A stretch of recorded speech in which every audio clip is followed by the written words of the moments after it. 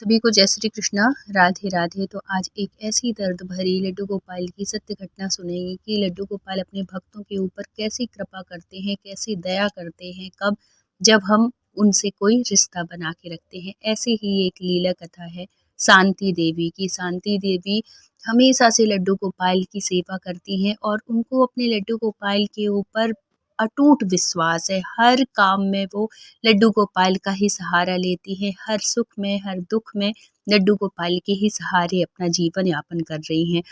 ऐसे ही एक ऐसी घटना दर्द भरी घटी उनके जीवन में, जो कि सब कुछ बदल के रख दिया। क्या हुआ था, वो अपने परिवार के साथ शांति देवी रहती थी, लेकिन घर वाले उनसे इसी वजह से बहुत चिढ़ते थे कि वो लड्डू गोपाल की सेवा करती हैं।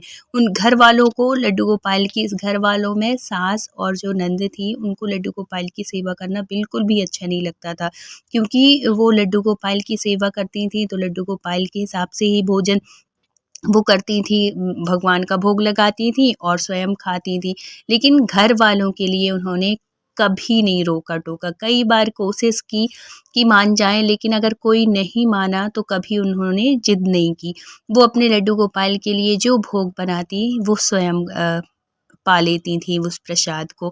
इस चीज़ से भी उनके घर वाले बहुत चिढ़ते थे कि इसकी वजह से हम कुछ वैसा बना नहीं पाते हैं, और क्योंकि घर में लड्डू गोपाल हैं, वो बार बार मना करेगी तो मन में एक बार आ जाता है ना कि कोई अगर मना कर रहा है और हम उसी काम को करें, फिर कुछ ऐसी घटना घटे तो लगे कि उसने मना किया था और हमने ये किया है इसलिए ऐसा हो गया। इस वजह से भी बहुत चिढ़ते थे, क्योंकि वो कभी गलत, शांति देवी जो थी वो कभी गलत नहीं देखती थी और ना ही चाहती थी कि उनके घर में कुछ भी गलत हो, मांस मच्छी कुछ भी इस तरीके का भोजन बने। और वो अब क्या कर ली थी कुछ दिन से कि एक छोटा सा जो सिलेंडर होता है ना, और चूल्हा, सिंगल वाला चूल्हा चूल्हा वो लड्डू गोपाल की खातिर वो अपने रूम में ही रख ली थी और उन्हीं का भोग लगाती, वही प्रसाद पा लेती। ना तो वो मांस मच्छी बनाती थी और ना ही भगवान को, क्योंकि वो वही चीज़ खाती थी जो भगवान का भोग लगता था, और बनाती भी नहीं थी। अब कुछ वर्षों से, जब से उन्होंने लड्डू गोपाल की सेवा ली थी, छोड़ दी थी ये सब चीज़। इस वजह से भी घर वाले बहुत चिढ़ते थे। इनके जो हस्बैंड थे, इनकी थोड़ी दिमागी हालत कमज़ोर थी। बहुत ही, ये कह दो कि बहुत ही ज़्यादा सीधे थे। कोई घर के कुछ भी कह देते, उन्हीं के उसमें आ जाते। शांति देवी के साथ बहुत मारपीट भी होती। बेचारी अब करती तो करती क्या, घर से, मायके से भी इतनी मजबूत नहीं थी, गरीब घर की लड़की थी। अब किसका सहारा लेती, किसी और का सहारा न लेके उन्होंने अपने कन्हैया का सहारा लिया कि ठाकुर तुझे जो सही लगे तो वो कर। बहुत समझाने की अपने हस्बैंड को कोशिश करती, लेकिन वो जो घर वाले कह देते, उल्टा सीधा लगा देते, वही चीज़ वो मान जाते थे उसके हस्बैंड। एक दिन क्या हुआ, इन सब चीज़ों से वो बहुत परेशान हो गई और घर से बाहर निकल गई कि अब जहाँ मेरा ठाकुर ले जाएगा मैं वहाँ जाऊँगी, लेकिन ऐसी ज़िंदगी से अच्छा है मैं कहीं ऐसी जगह चली जाऊँ जो कि भगवान की, जहाँ मैं सुकून से सेवा कर सकूँ और उन्हीं के सहारे में रहूँ, क्योंकि यहाँ भी नाम के लिए तो सब हैं लेकिन है कोई नहीं मेरा। ऐसे वो सोच के चली जाती हैं, निकल पड़ती हैं। अब कुछ भी नहीं पता है कि कहाँ जाना है, कहाँ क्या है, कहाँ रास्ता है, कहाँ मंजिल है, कुछ भी नहीं पता। सिर्फ अपने कन्हैया को साथ लेके निकल पड़ती हैं।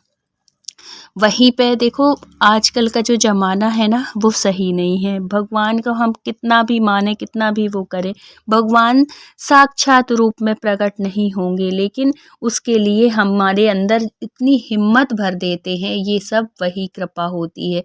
रास्ते में जाती गई, कहीं अंधेरा पड़ा तो वहाँ चोरों को समझ में आ गया कि ये अकेली औरत है, और इसके कुछ ऐसे, कुछ 2-4 दिन के कपड़े भी अपने लिए थी, तो जैसे पोटली बना लेते हैं ना, उस तरीके से उन्होंने पोटली बना रखी थी। तो उनको, चोरों को लगा कि इस पोटली में इसका कुछ सामान भी होगा, जो कि हम आज के लिए इसका सामान को छीन छान लेंगे और आज का हमारा काम बन जाएगा। चोरों का तो यही होता है, उनके अंदर कोई दया नहीं होती है।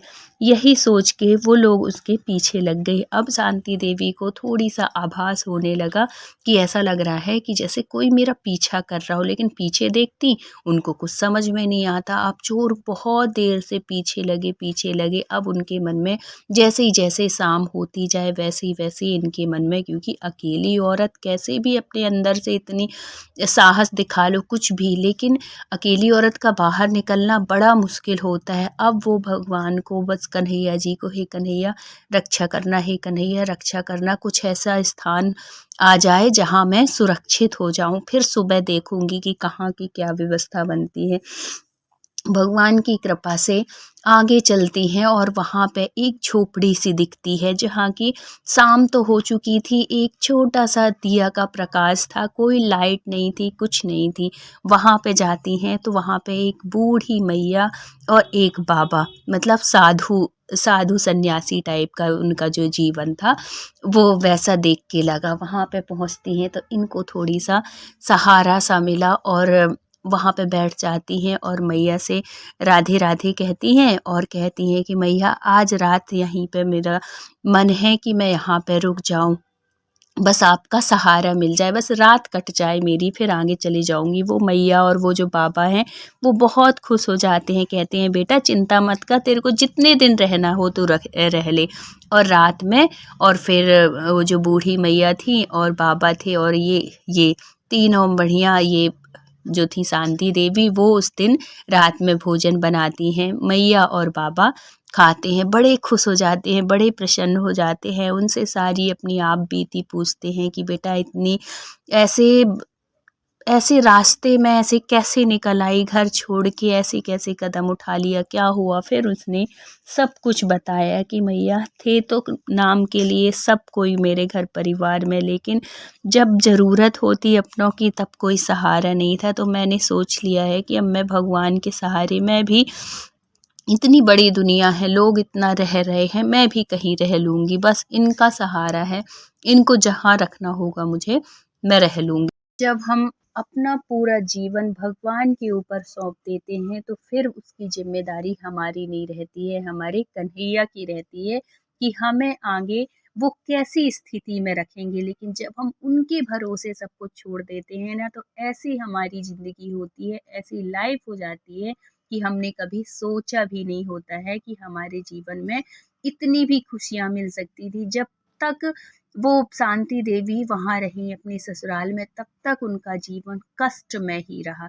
लेकिन जब से इन्होंने बाहर कदम रखा और तब से उसके बाद जो इनका जीवन बदला है, एक ऐसी स्थिति में पहुँच जाती हैं, ऐसी जगह पहुँच जाती हैं जहाँ शांति देवी कभी स्वप्न में भी नहीं सोची थी कि इतना अच्छा उनका जीवन हो सकता है। उस रात शांति देवी वो मैया और बाबा की झोपड़ी में रहीं।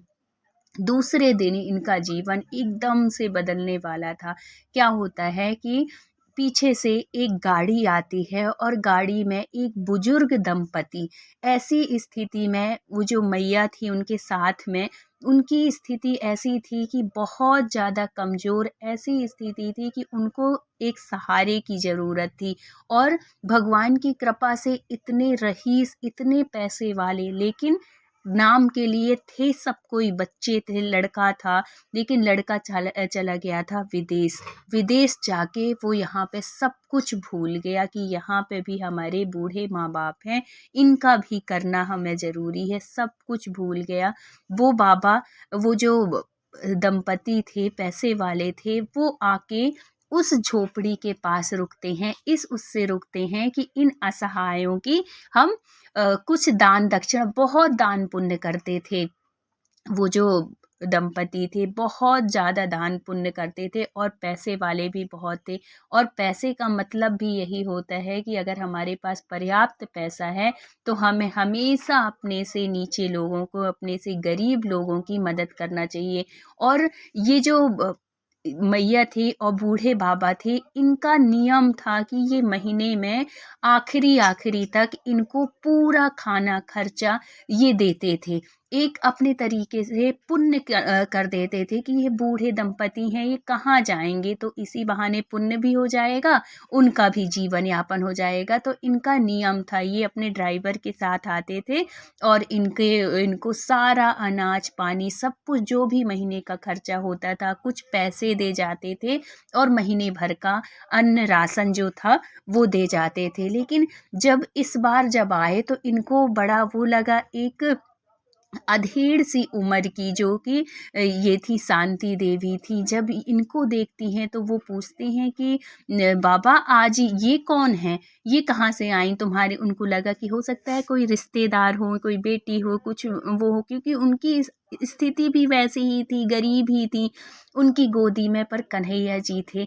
तो ये देख के उनको बड़ा वो लगता है। वो जो थी वो गाड़ी में जो उनकी जो वाइफ थी वो भी उतरती हैं और पूछती हैं कि बेटा, फिर उनसे उनकी स्थिति पूछती हैं कि यहाँ तुम कैसे आई, किस वजह से आई। फिर वो बताती हैं कि मेरा परिवार तो सब कुछ है, लेकिन मेरे हस्बैंड मुझे बहुत मारते हैं और घर वाले मेरे साथ बिल्कुल अच्छा व्यवहार नहीं करते, क्योंकि मैं कन्हैया की सेवा करती हूँ जो कि उनको बिल्कुल पसंद नहीं है, और मैं मांस मच्छी नहीं बनाती हूँ घर में, ये सब चीज़ें नहीं करती हूँ। तो वो किसी न किसी बहाने से मेरे हस्बैंड से मुझे मुझे वो बहुत मारते हैं। बहुत परेशान हो के अब ये सोच के कि भगवान, इतना जीवन मैंने यहाँ ऐसे कष्टप्रद मेरा बीता है, अब कन्हैया तुम्हारी मर्ज़ी, तुमको जैसे मुझे रखना होगा। मेरा कोई अभी आगे का कुछ भी वो नहीं है कि मैं कहाँ जाऊँगी, कहाँ रहूँगी, कोई आसरा नहीं है मेरा। बस मैं इनको लेके,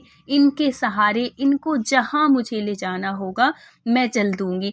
तो वो जो आंटी थी वो पूछती हैं कि बेटा घर का काम काज कर लेती हो। तो वो बोली कि आंटी मैं सब कुछ कर लेती हूँ, सब कुछ कर लेती हूँ अम्मा, जो भी घर का काम काज है, लेकिन वही है, परिस्थिति की मारी हूँ और अब तो मैं अपना सारा जीवन इनके हवाले कर दी हूँ, इनको जहाँ मुझे रखना होगा। तो जब ऐसे वो सुनती हैं तो इनको बड़ा वो लगता है कि कन्हैया की, भगवान की इतनी बड़ी भक्त है, ये कभी गलत नहीं हो सकती। फिर वो कहती हैं कि बेटा देख, है तो मेरा भी सब कोई, मेरी बेटी है, बेटा है, बेटा विदेश चला गया है और हम दोनों पति पत्नी अपने घर में अकेले रहते हैं, नौकर चाकर सब हैं। लेकिन वो, अगर तू चाहे तो तू हमारे घर में परमानेंट रह सकती है, घर का काम काज करना, खाना पीना बनाना, हमको भी देना, तुम भी खाना, और अपने कान्हा की पूरे अच्छे से सेवा करना, जैसे तेरी मर्जी हो लड्डू गोपाल की सेवा करने की वैसे ही करना। मेरे घर में भी कन्हैया हैं, उनकी भी सेवा करना। ये जब सुनती हैं तो अपने कन्हैया को शांति जी बड़े धन्यवाद देती है कि बाहरे लाल, कहाँ से कहाँ ले जा रहा है मुझे। और फिर वो जो दंपति थे वो उनको, शांति जी को, अपने घर ले जाते हैं। घर देख के तो उनकी आंखें फटी की फटी रह जाती हैं। इतना आलीशान बंगला, इतना, ऐसे देख के ऐसा लगा कि जैसे कितना, मतलब जन्नत में आ गई हो। इतना सब कुछ मार्बल एकदम से पिटा हुआ ऐसा घर था कि चलें तो खुद की परछाई दिखे, इतना साफ। अब पैसे वाले का ही घर था। अब वो वहाँ जाती हैं और उनको वो जो थी, वो आंटी थी, उनको अपने मंदिर में लेके जाती हैं और कहती हैं कि यहाँ मेरे भी भगवान हैं, तुम भी अपने कान्हा को विराजित करो। और वो अपने कान्हा को वहाँ पे विराजित करती हैं। भगवान की ऐसी कृपा होती है, ऐसी अनुकंपा होती है कि उनका जीवन कैसा था और कैसा वो हो गया। वो आंटी जी उनको अच्छे कपड़े देती हैं और भी नौकरों से कहती हैं तो और अच्छे कपड़े उनके लिए मंगा देते हैं, क्योंकि वो जो अंकल थे वो किसी बहुत अच्छे पोस्ट में थे, उनका बिजनेस भी था, भगवान की कृपा से सब कुछ था। बस उनके साथ के लिए कोई नहीं था, क्योंकि बच्चा बाहर चला गया था।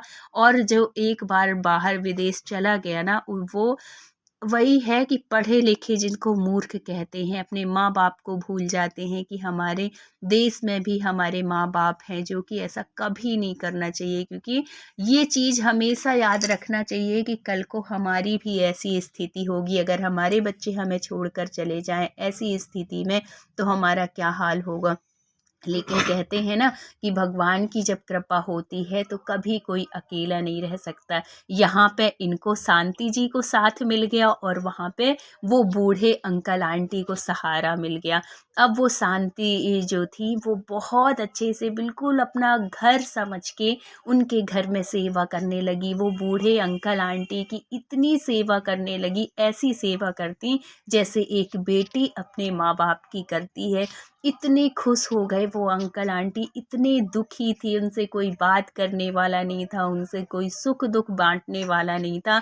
आज भगवान की कृपा से शांति को भी इतना अच्छा परिवार मिल गया और उनको भी एक सहारा मिल गया। तो ये होती है भगवान की कृपा। जब हम अपना सब कुछ उनके ऊपर छोड़ देते हैं ना, उनके हवाले छोड़ देते हैं अपना जीवन, फिर उनकी मर्जी होती है कि वो हमारे जीवन को, हमारी स्थिति को, हमारी परिस्थिति को कैसे बदलते हैं। तो इतने विश्वास के साथ जब कोई भी इंसान ऐसे करता है, पहली बात तो भगवान करे कभी ऐसी किसी के जीवन में ऐसी परिस्थिति न आए, ऐसी स्थिति न आए कि कभी ऐसा कदम उठाना पड़े। लेकिन अगर कभी ऐसी परिस्थिति आती है, अभी कभी ऐसी स्थिति आती है, तो आप अपने भगवान पर पूर्ण विश्वास करके, ऐसे ही नहीं कि सिर्फ एक दिन ही विश्वास किया कि चलो कन्हैया हम आपको लेकर चलते, ऐसे नहीं। इसके लिए कब सहायता भगवान करते हैं, जब आप उनके साथ हमेशा वैसे ही रहो, उनके साथ कोई रिश्ता बना के रहो, तब भगवान भी हमारी हर मनोकामना पूर्ण करते हैं। और हमने कभी जीवन में ऐसा सोचा भी नहीं होता है, जो स्थिति वो कर देते हैं। ऐसे ही हुआ शांति जी के साथ। तो अपने कन्हैया पर पूर्ण विश्वास रखिए, भगवान सबका जीवन बदलते हैं। अगर आज आपके जीवन में कोई कष्ट है, कोई तकलीफ है, तो उस चीज़ को अपने कन्हैया के ऊपर सौंप दो। आज नहीं तो कल आपके जीवन में भी खुशियाँ आएंगी, आपके जीवन में भी प्रकाश आएगा, आपके जीवन में भी उजाला आएगा। लेकिन विश्वास कभी मत हारना, अपने कन्हैया के ऊपर विश्वास हमेशा बनाए रखना, आपका जीवन ज़रूर बदलेगा। तो अगर वीडियो अच्छा लगा हो तो please like share and subscribe करिएगा। मिलते हैं फिर किसी नेक्स्ट सत्य घटना के साथ। जब तक अपना ख्याल रखिए, अपनों का ख्याल रखिए। Thank you so much full watch करने के लिए। राधे राधे।